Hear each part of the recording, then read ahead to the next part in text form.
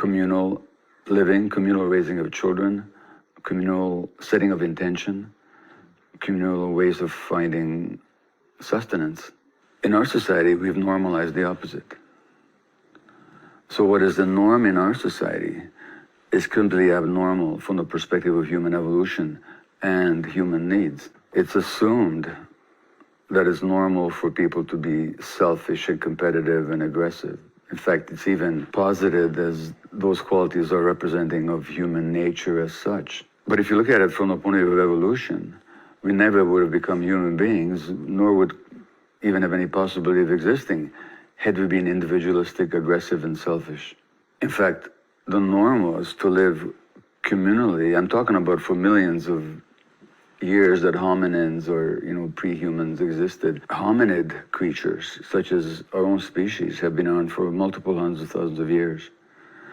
All throughout that time, aggressive, selfish individualism would have meant the absolute impossibility of survival. And we know from the research that the single most important factor in therapeutic efficacy is non-judgmental acceptance. Broadly, it's empathy, but of all the empathic factors, non-judgmental acceptance is the biggest factor. And that doesn't mean not judging them with your words. That means being able to hold them with a non-judging mind and heart. Because you actually can see where this stuff is coming from, and it doesn't just seem weird. It makes sense. It begins to really make sense. The early history matters. There have been a lot of schools of therapy where you don't even take history, you don't think about history, it just kind of lies there in the background. Well, what we know is that when a person comes into the room, including us, it's always this. It's not just the person comes into the room and we're this object that's sitting there. The person comes into the room and we come into the room, that we're carrying what are called the implicit templates of relationship that we learned before we were 2 years old, as modified by healing experiences we've had since if that relationship wasn't so good at the beginning of life. So we are carrying these things, and these two attachment histories meet one another and have a huge amount to say about what happens next in that room. And when we're not aware of what that attachment history is in us and we can't see it in the other person, it way increases the odds that we will begin to be swept up by our client's attachment history and carried off down the stream with them. I've done a fair amount of work with people who have reactive attachment disorder as adults, which comes from being so hated and rejected that your attachment system wires backwards, so that every time someone approaches you with care, you have to get away from them as quickly as possible, which presents a very difficult dilemma. So what happens then is this person goes to a therapist who is trying to listen to them tell their story. And this person says, I'm garbage, I'm trash, I'm a horrible human being, I should be dead, which is what you're going to hear often for months and sometimes years before any of this can shift. And yet they see a person who almost invariably has a very serviceful and giving life, and that everybody else thinks is a really wonderful, if very anxious human being. So if you're coming from a cognitive viewpoint, what you're going to do is feel frustrated and annoyed and everything else as you try to talk this person out of how they're seeing themselves and get them into better reality testing. But this stuff is ironed in from birth, and the person cannot go there through cognitive means. They can only go there through long-standing nurturant means where their goodness is being reflected to them over a long period of time, so the deep right hemisphere can change.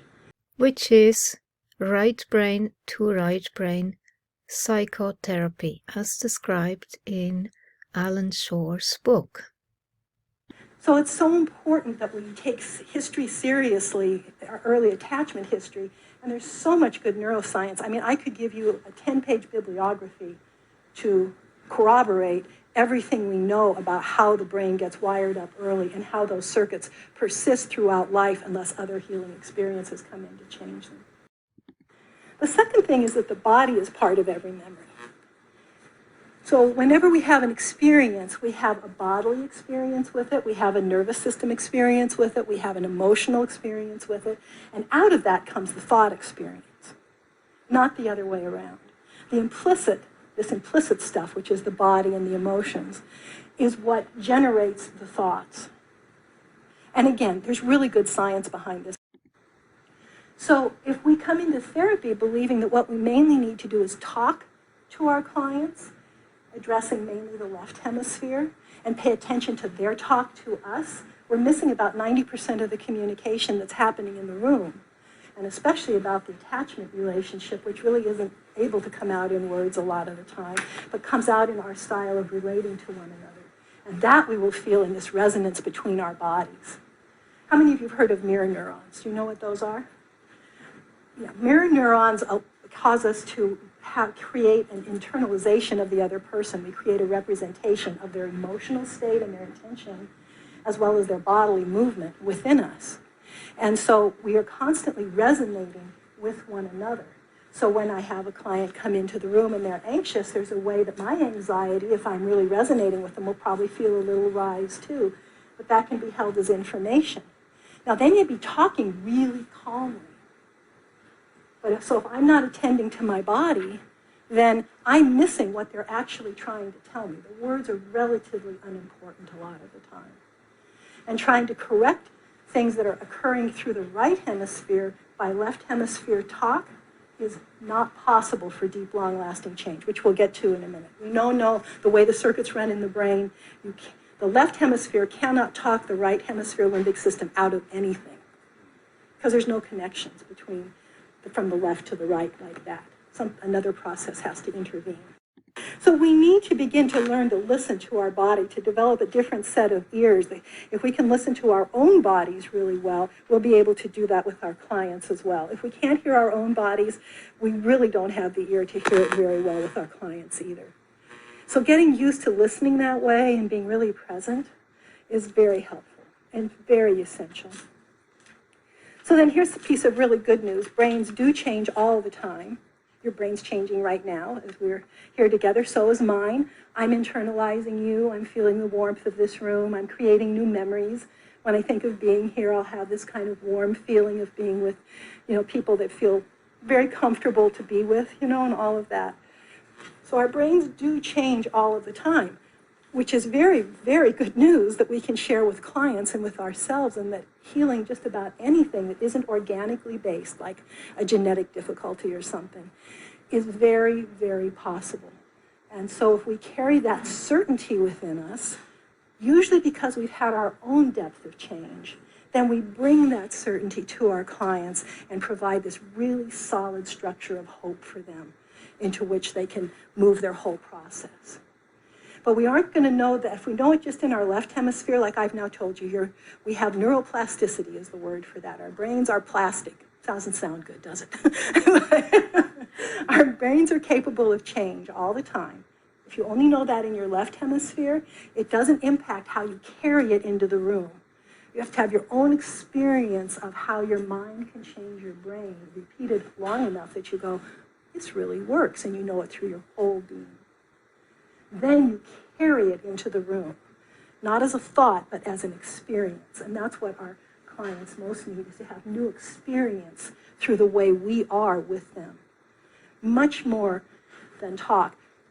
There's been a lot of research done on when people get through, really have had tough life experience and they successfully get through therapy. And they ask them at the end, what do you remember? What they remember is the day their therapist got a tear in the eye when they told them something. The day they had a belly laugh together. The day that they just felt deeply understood. They never remember our brilliant interventions, all the smart things we said to them, all this great verbal wisdom that we bring is on nobody's radar. Nobody's radar. So it's that connection that changes the way the brain is wired. That's the greatest agent of neuroplasticity, is the relationship. And again, neuroscience bears this out. So we're always rewiring one another's brains, and in the presence of empathy, we're literally drawing neural circuitry together that has been apart.